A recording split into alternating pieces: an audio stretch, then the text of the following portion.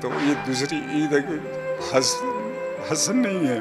ہمیں تو ایسے لگتا ہے ہماری عید بالکل پھیکی ہے، ویسی نہیں ہے جیسے ہر گھر میں ہے. عید الفطر کے موقع پر ہر طرف خوشیاں سر چڑھ کر بول رہی ہیں. ایسے میں شہدائے آرمی پبلک اسکول کے گھروں میں صرف آنسو ہیں. شہید حسن زیب کی والدہ گھر میں میٹھی عید کے موقع پر آج بھی اپنے پیارے کی منتظر ہیں. کہتی ہیں کہ زندگی میں ان کا غم بھلا نہیں سکتے. ہمیں تو ایسے لگتا ہے ہماری عید بالکل پھیکی ہے، ویسی نہیں ہے جیسے ہر گھر میں ہے. میں دیکھتی ہوں نا محلے میں ہر گھر میں خوشیاں ہیں، لوگ پسٹل بچے لے کے پٹاخے ادھر ادھر کر رہے ہیں، لیکن ہمارے گھر میں ویسا سامان نہیں ہے. APS سانحہ میں شہید ہونے والے حسن زیب کے والد آج بھی اداس ہیں اور اپنے لخت جگر کی یاد کو دل میں لیے بے بسی کی تصویر بنے ہوئے ہیں.